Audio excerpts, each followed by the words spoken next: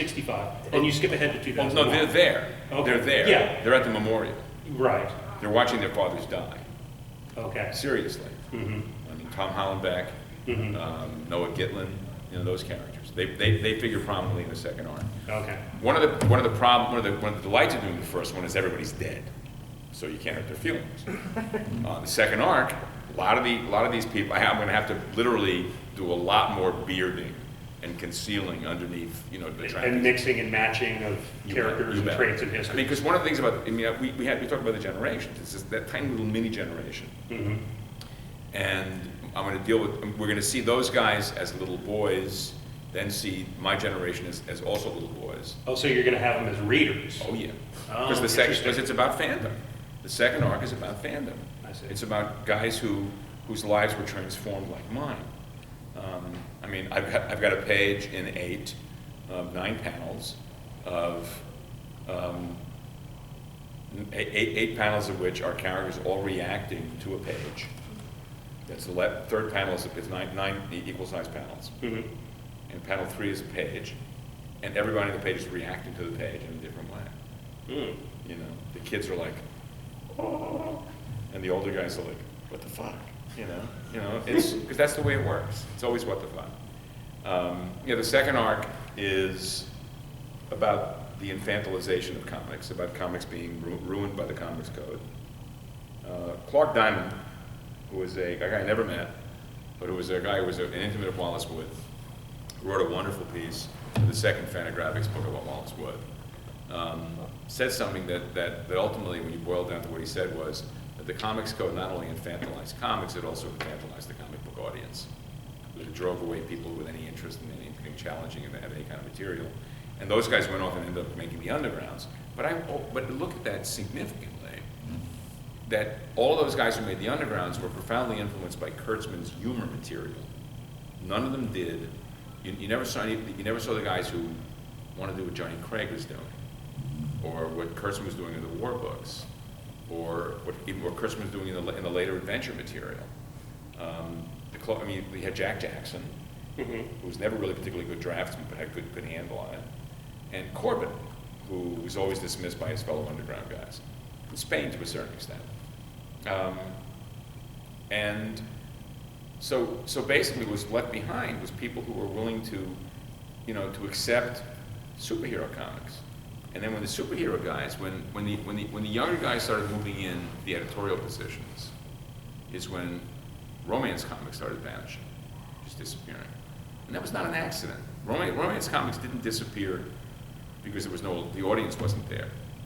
It disappeared because young misogynists were coming into the editorial departments. And these guys didn't know how to get laid, let alone have a date. And I'm not kidding. And they basically dismissed the girl readership. They just dismissed it. And by the time there was an attempt to revamp and return to that idea, they've been lost. They've been driven away. They've been led to believe societally and culturally that comic books were not for girls, which is ridiculous. I have been trying to get a romance book going in the mainstream comic book companies now for 30 years, with no success. And I think You did one thing. You did Mighty Love, where you had to basically merge it with the superhero genre. Right. But Mighty Love is basically, You've Got Mail, which is from Shop Around the Corner, which is She Loves Me, which is, I think it's a Molnar play. I think it's Molnar, maybe Hungarian. That era of the 20s, Hungarian dramatists. I don't really give a shit about comic books. I like Hungarian drama. And yet, You've Got Mail with superheroes, And one of the reasons is that the romance elements have been woven into comic books, as comic books have become endless, soap opera narrative. One of the things that that drives me crazy about comic books today is that Stan has been made this patron saint. Well, really, the most influential guy is Chris Claremont, to a profound extent. Chris Claremont was the one who really identified the value of flattering the audience who had social problems, societal problems, dental problems, acne, and making them feel that those were that he was using superpowers as an avatar of those social problems. And the audience ate this up like a spoon because it was so ready to be flattered by this panda. Right? We're the outcast, but we're special. Right, exactly. You know, it's like the Olympics. I didn't say that out loud, did I? You know, I mean, there's one of the great traditions of culture is the exploitation of the audience. I mean, I've been talking a lot about Jimmy Stewart lately. That Stewart came back from the Second World War as seriously damaged goods with what was called combat fatigue, with PTSD.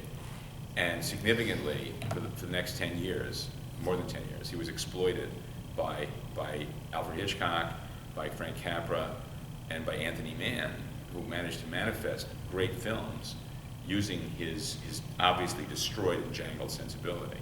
And then in the early 60s, right after he does Man Who Shot Liberty Valance, he buries this, he puts it behind him. I'm not sure he was ever actually cured of this, but he conceals it and becomes this lovable fuddy-duddy persona.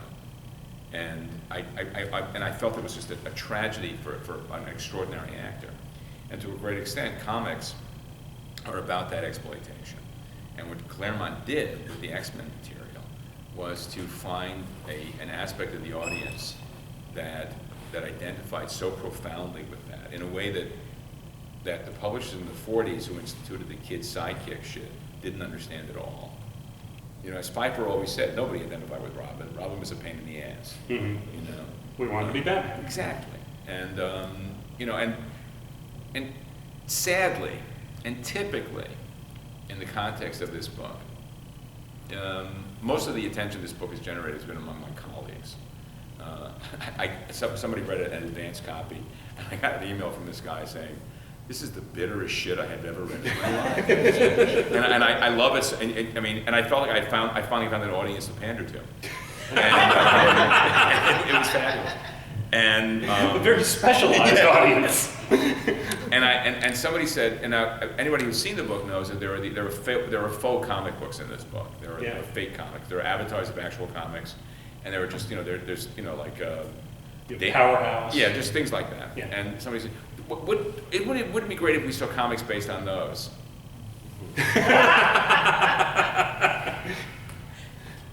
It's kind of missing the point, right? Give me strength, the God I don't believe in, for fuck's sake. You know what I'm saying? Well, you actually used one of your characters from the Power and Glory. Yeah, I couldn't come up with any better version of Superman than that, so I just used it. You know, what the fuck? You know, you own it, so I do. why not? It's mine. I can do whatever I want. You know, so, and that demonstrated to me just how dreadfully right I'd been all this time. You know, so, you know, I recognize the fact. I don't know. I watched the Ken Burns documentary about country music. Okay, and I'm a serious country music fan, but not like Ken Burns is. And I was astonished by the omissions. I pointed out that the day before the show started, John Cohen had died. John Cohen was a great musicologist, a great photographer, and a great avatar of Brazilian and Chilean culture, who was instrumental in bringing on the folk and country revival of the early 1960s. He was a member of a great folk singing group, old-timey music. You know, found guys that had been lost for years. And he wasn't even mentioned in the context of this. Well, Jeannie C. Riley and Bobby Gentry made the cut. Okay, and I was inflamed by this, and it wasn't until somebody in the comments to what I'd said and pointed out just what happens if he gets the comics that I realized why I was so upset. And the reason I was so upset, here I am exposing myself to you, is that I have a fear that I will end up in the same place as John Cohen. That when the history of the comic book business is told, that I will be, at best, a footnote. Because the history of comics will be told by people who love the material more than they love the form. Who identify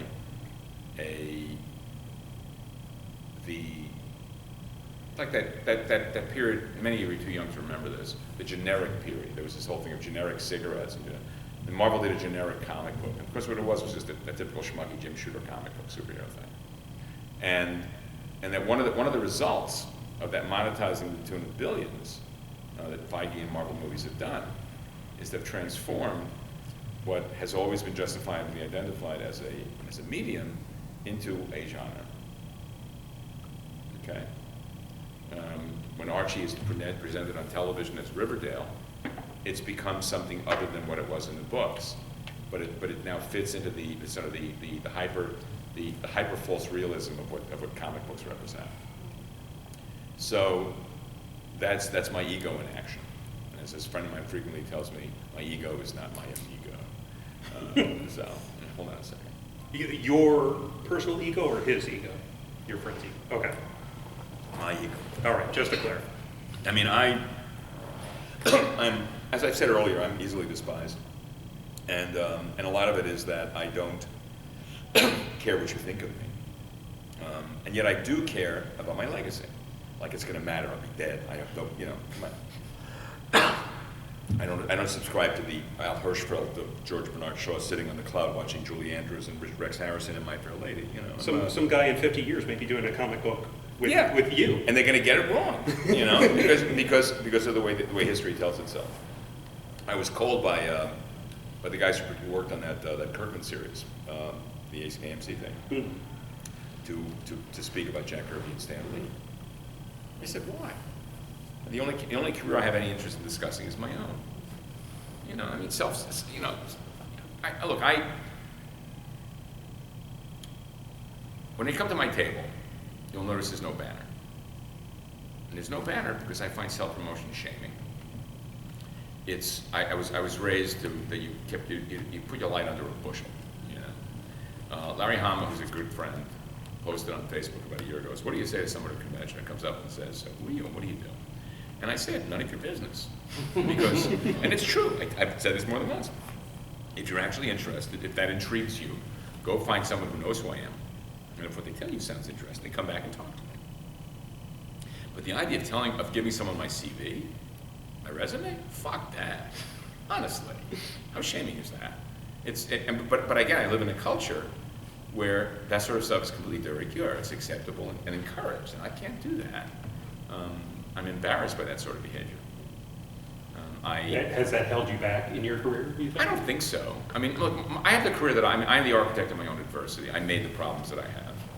You know, I have no problem admitting I blame no one, you know, because I made choices that were I mean, I'm frequently called a cynic, and I'm not a cynic, I'm a skeptic. I'm a romantic realist. And cynicism, an aspect of cynicism is telling you exactly what you want to hear. Okay?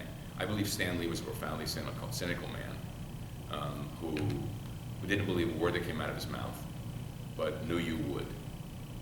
Okay? And it's just, you know, it's hard for me to take seriously an audience of grown men and women embracing stuff that in a true and real world should have been outgrown and have children replacing them to be that audience and then moving on. Because I love the form. I mean, you know, why is comics called a medium? Because it's so rarely well done.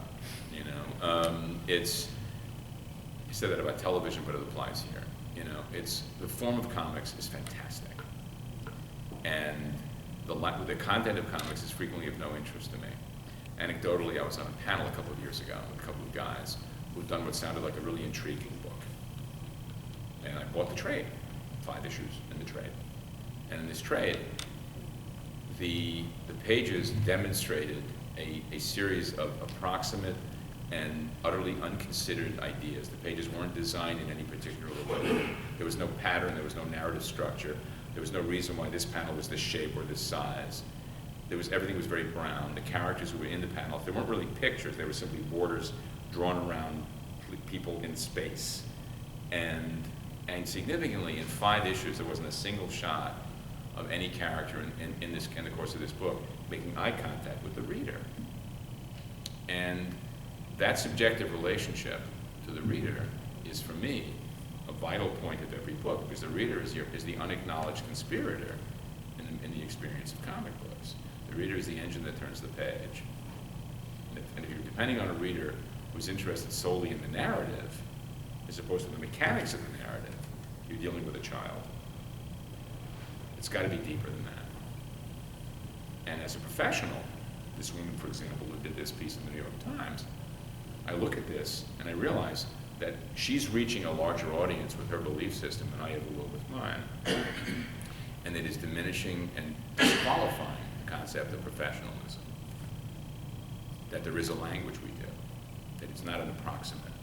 You know, Mark Twain once dismissed James Fenimore Cooper, who was a very popular writer in his time, as a man, and it's a paraphrase, not a quote, as a man who, when confronted with the exact correct word or the approximate, always opted for the approximate. And when I was teaching at Marvel, my job was to explain to these people that there's a language, that when you do 3 panels across a page and they're different sizes, you're telling the reader something, and you may not want to be telling that to the reader. That the size of the shape you choose to present has meaning, it has context. And this all comes out of what I said in the first place, which is that I had no talent. The talent that I have is learning how to do this, and I learned from those guys because I taught myself to do so. Now, I'm one of very few men of my generation who's still doing work that's not a parody of itself. You have, Simonson, for example, on Ragnarok, but I'm turning it out at a reasonable clip. And the reason and what informs that is that blind rage, that hunger, and that fear. But it's underpinned by a decade's worth of skill and learning, which taught me that the work had value and deserved attention and deserved to be treated seriously. As I said to someone earlier, comics is a completely frivolous, pointless medium that is difficult to do well. And I stand by that. And the guys who make up the characters and cast of this book are guys who had contempt for And now your wife's calling. No, it's my editor.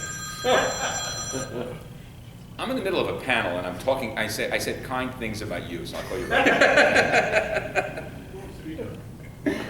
He heard I was talking about it. Say hi to everybody. Say hi. Hi, everyone. Have a great show. I'll call you back at the office or on the cell? Okay, bye.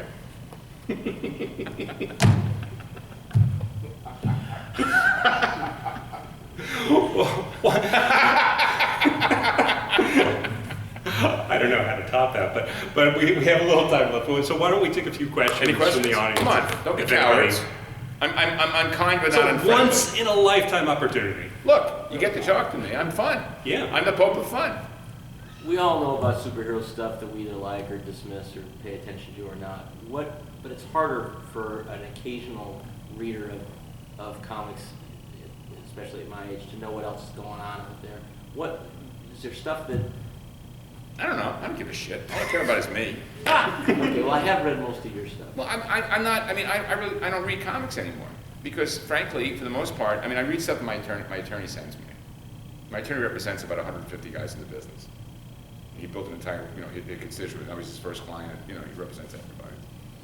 And he'll send me stuff that you should look at this. Okay, you should look at this. And I look at it. Okay, fine. Whatever. Does he just recommend it because he thinks you might enjoy it as a reader? Both as that, and also because he feels that this might have value that I wouldn't acknowledge if I didn't pay attention to his tastes. Okay. He's deeply steeped in comics. He knows the world very well. So still a fan. With a detachment. Mm-hmm. With detachment. The stuff. I mean, what I look at every day is I look at Johnny Craig, I look at Alex Toth, I look at Harvey Kurtzman, I look at Wallace Wood every day. And there are a couple of Italian guys. I look at Ferdinando Tacconi, phenomenal talent, mostly worked for the Fleetways books. Johnny Hazard's work by Frank Robbins. A guy named Attilio Micheluzzi, who died very young, 55 years old. He was an attorney, Italian in Algeria, who decided one day he wanted to be a comic book artist, and he did. Work's amazing, fucking amazing. It's just shapes and just, astonishing work. But for the most part, comic books is a visual business that's dominated by writers, and which is absurd. And the reason for that, there are four. I used to think there were three. There were four reasons. And come by the table and I'll tell you the four reasons. Somebody else, stop. You don't read a whole lot of comics, but you watch a whole lot of TV. I do. You turned me on to Peaky Blinders. You turned me on to Succession. What else should I be watching? Traitors. It's an English series about a rogue operation in 1946 London after the socialists win the election, and it's the first British series that uses American actors to play Americans, including the amazing Michael Stuhlbarg. Oh, you don't know Michael Stuhlbarg? Not my.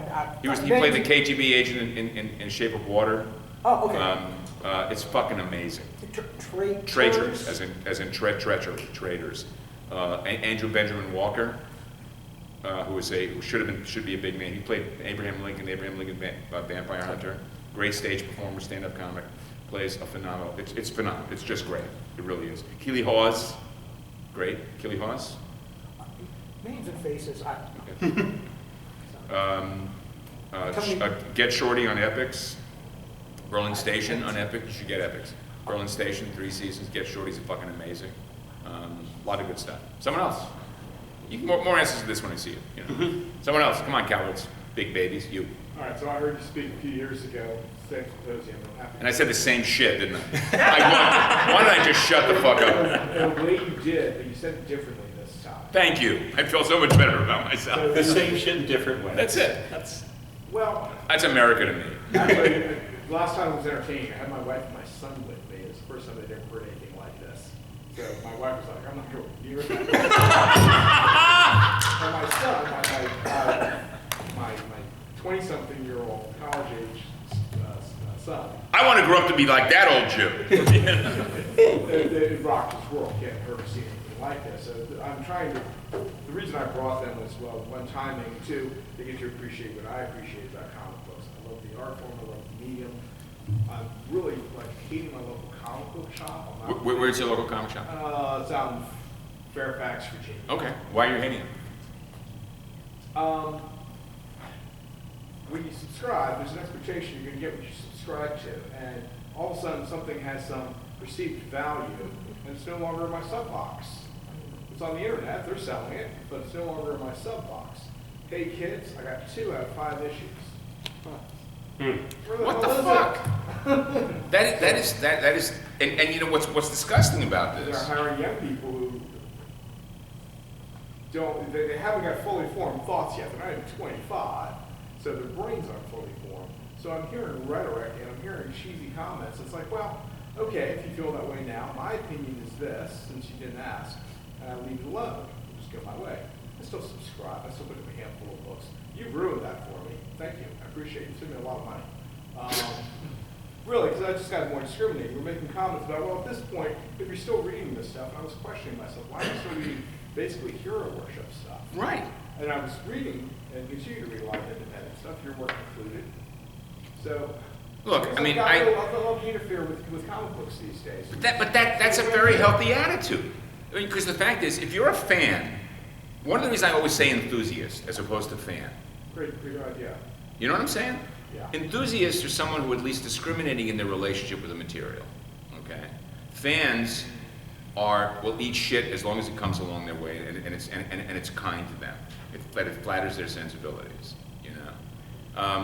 When I describe Kevin Feige as a genius, I consider marketing a brilliant function of modern American culture. You know. But the fact of the matter is, I like being discriminating. I'm a jazz fan. I'm a country western fan. Okay, I'm a country music fan. But I'm selective in my fandom. You know. My tastes don't go in that direction. In that direction. I mean, I read crime fiction. I'm a huge crime fiction reader. But I don't read James Patterson because he's shit. You know, he's really popular. He sells a lot more books than the guys I read. But it's junk.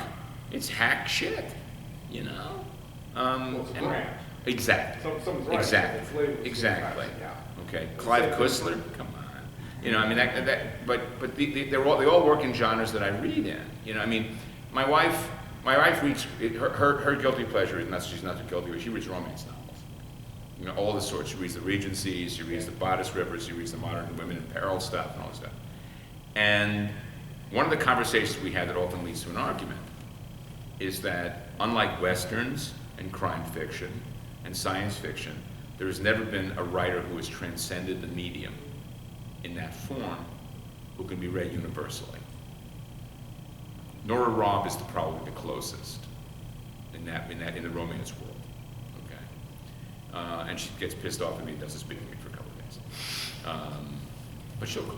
And but being discriminating about this is like we used to say in the '60s, is the first step to true enlightenment.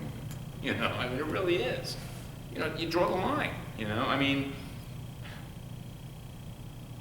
I am astonished at the appetite.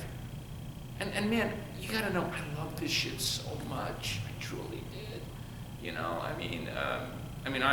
That anomaly I mentioned about reading so young, that they made fun of me for reading comics at home, my mother and my father. And We fuck can all you. relate to some aspect of that. Absolutely. I mean, look, my mother died not knowing what I did for a living. She never was able to separate the idea that I read them and I drew them. And what a twat. I'm not that Jewish son with a great deal of Jewish mother love. No, my family is dead to me. Fuck those guys. What the fuck, Someone else. Yes. I find it interesting you brought up Johnny Craig because I read one of Fantagraphics collections of his work they published a while back, and he said that if James M. Cain was a comic book artist, he would have ended up like Johnny Crane. And I think that was a very astute assessment that they made. Who wrote that piece? Did Mike Catron write that? I'm sorry? Was it Catron who wrote that? I don't remember who wrote it, but Okay. I found it interesting that Johnny Craig's book they wrote for BC followed the same Cain formula, like Oh, very much. the wife, the husband, the lover. Well, they're not really crime comics. They're bad marriage comics.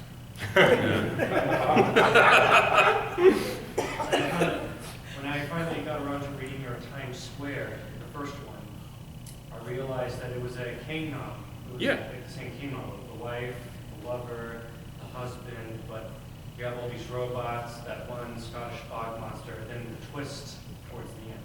I'm deeply influenced by that stuff. I mean, I learned how to draw men's clothing from Johnny Craig, but if you associate Craig with Cain, for me, when I read Jim Thompson, the dime store Dostoevsky, it was Wallace Wood's urban stuff from Shock Suspense. When I was a kid, I discovered the EC stuff. It was the science fiction stuff that first got me because it was just so lurid and beautiful.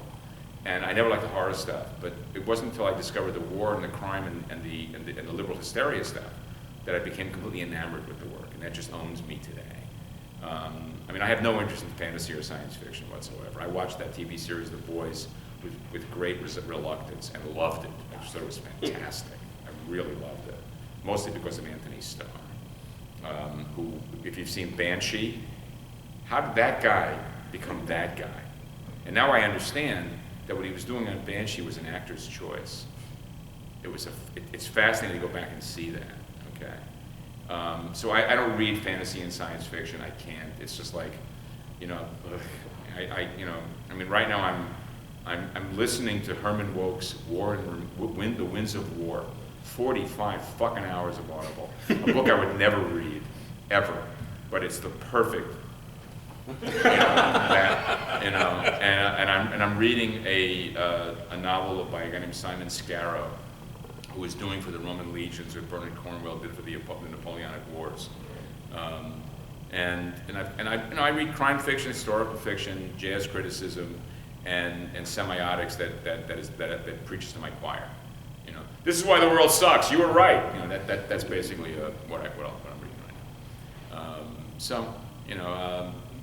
I wish there were comic books that I care about enough to read. I truly do. I wish there were comic books that looked as good as EC. I just read Cinema the Alan Moore thing, Cinema Purgatorio, and there was some really interesting ideas in there, but it got very repetitious after a certain point, and I decided not to keep them. And the only thing in the book that didn't appeal to me was the stuff that Alan did with Kevin. I love Alan. When Alan and Kevin collaborate, I'm there for that. I think they got one more League of Extraordinary Gentlemen. They just finished up like the last series. It's coming up soon, though. Is it in print? The new one is out yet? Yeah. They did 6 issues. I don't know if it's been collected yet. Okay, the collection's what I'm talking about. Yeah. I don't know about the collection. Because that work I will read. I love Alan Moore's work, with the exception of Prometheus, which I truly love. I find Promethea is just like, you know, English art nonsense comics. Whereas I love Top 10, I loved Tom Strong. Because I grew up with there was a bunch of Irish kids living on my street in Brooklyn, and they brought over a lot of British comics from the 50s. And I saw that stuff, like Dan Dare and Battler Britain and all that shit. And Tom Strong is the perfect conflation of American superhero comics and boys' adventure comics of Britain in the 1950s. And I love that work so much. I truly do. I'll read anything Alan writes, just because he's so interesting and so nutty. And I love the screed he did about Grant Morrison, because Grant hates me and I hate Grant.